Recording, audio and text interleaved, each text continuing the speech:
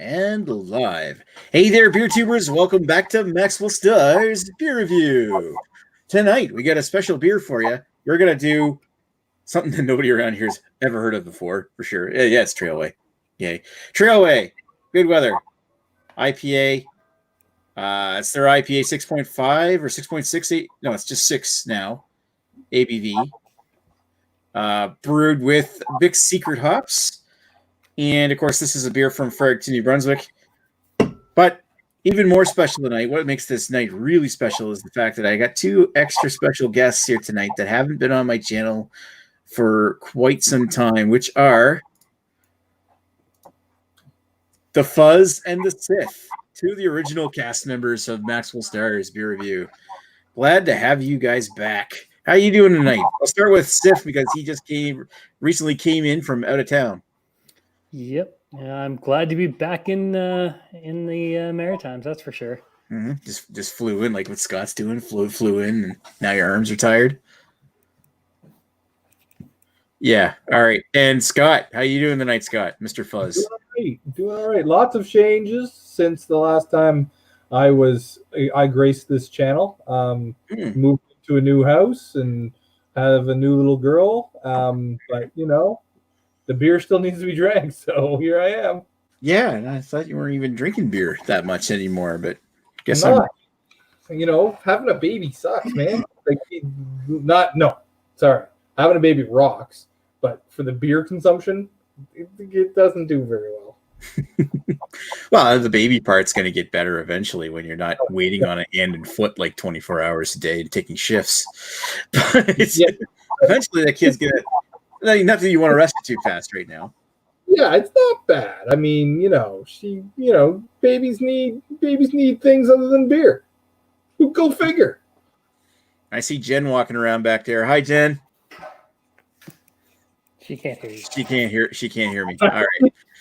Anyway. All right. So yeah, like I said, we've got Trailway's good weather here tonight, and I just want to read the one comment because I see Mercy Beers is in the chat saying evening, lol, no Redbeard. I knew I sensed a disturbance in the force. Hi, Jen. They say anyway, yeah, tonight we're doing like a review, group review with my original two of my original castmates. So from way back when, like 6 years ago, when I just did actual live reviews instead of recorded reviews rather than live stuff. But anyway, moving right along. So the OG crew, pretty much. All right, so let's so Trailway's good weather beer is, as I described, 6% ABV, New England style IPA brewed with Vic Secret hops. So Fredericton, New Brunswick, they just recently promoted this beer to a summer seasonal. It was kind of like a beer that they brewed occasionally in their general rotation of like 3-4 new beers a month.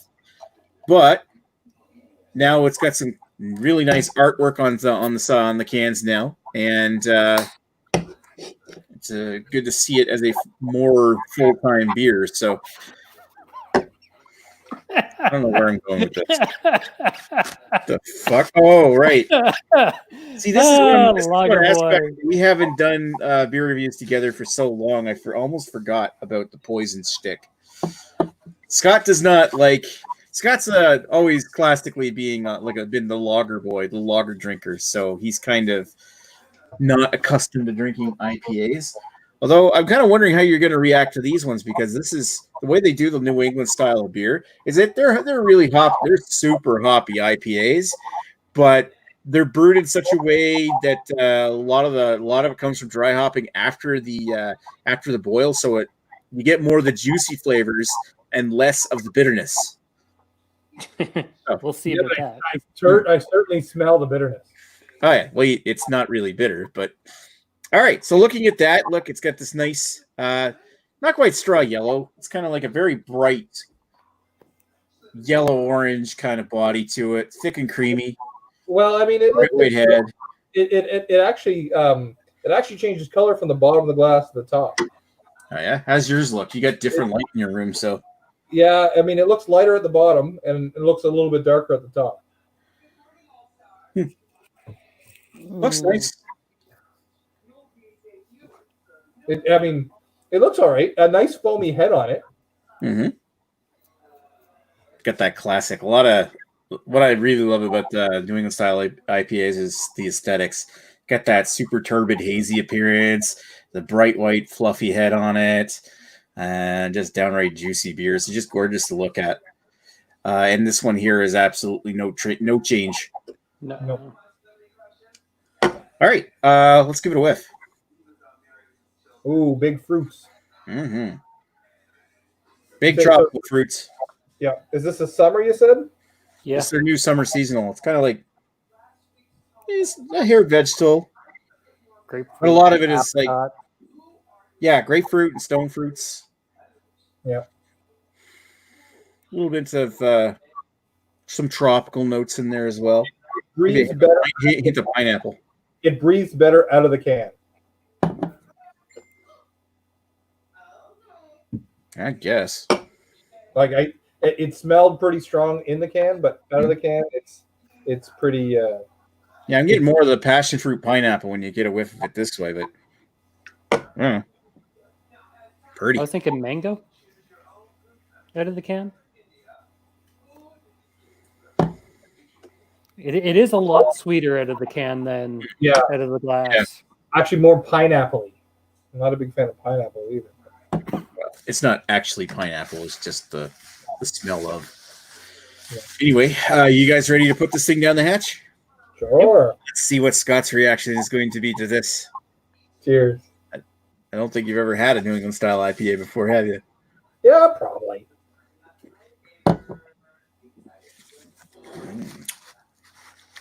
Oh. Bitter. Very bitter. I think I froze. But... No, you didn't freeze. Sean's trying to decide what he thinks of this thing, I think. While we're deciding that. The second taste is better than the first.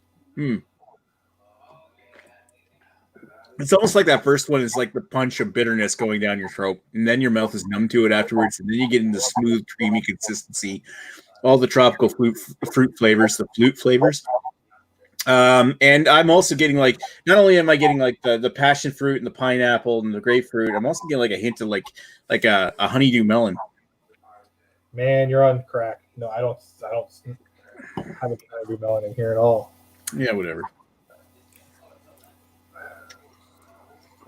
This particular batch of it though is kind of leaving like a little bit of like a resiny bitterness and lingering in the back. Yeah. A little. I think you guys are really noticing that part. I'm so used to drinking these hazies. So let's go over the comments for a second. I see that Mercy Beer is in there saying, do Trailway have a tap room? And the answer to that question is actually yes, although I'm not sure if it's open right now. Yeah. I mean, they're open. A lot of resin after. Mm-hmm. It's pretty bitter, that's for sure. Yeah. Well, what are you expecting for an IPA? I know. Like, what do you consider? Like compare this to like a standard like East or West Coast IPA. The bitterness is a lot reduced. I don't know. Like comparing this to the one we had the other night, like I'd drink the other IPA that we had all together, yeah. And the altogether went down really smooth. That one did, yes. This one, not nearly as much. Not nearly as much. And like this one's less alcohol per volume. Yeah, less APV. And It's a 6. Yeah. Your Moose Lights. Yeah, the altogether that we had from Trailway was a 6.4 and went down like a 4. It went down really smooth. Like in comparison, like they're both IPAs. Yeah. But the other was much better in my opinion. Well, you said this was a New England IPA? Yeah. Which is kind of characterized as being like a soft, bitter, more juicy. It's like fruit juice, basically. It tastes kind of like fruit juice. with a nice creamy hazy appearance and smooth and soft body. But wasn't the Altogether also? Yeah, that one was also a New England style. Yeah. You're right that this one's definitely got a lot more resiny bitterness up the back. Mm-hmm. I guess I can see where that might be off-putting to some. Like a lager boy? Yes. Actually, last I heard, I got upgraded to lager man. Lager man, because we were working on your baby palate. You might fare better with the next review we're going to do. So, Fine. Hey. I don't.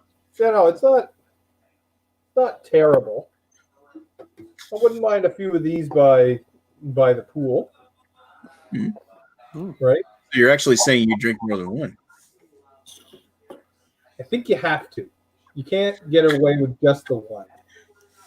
Because if you're going in bitter, you might as well drink 2 right back to back. And then get rid of the bitterness in your next selection. Right. That's an interesting theory that you've developed over the years. Get rid of the bad stuff ahead of time and then go for the good stuff at the end.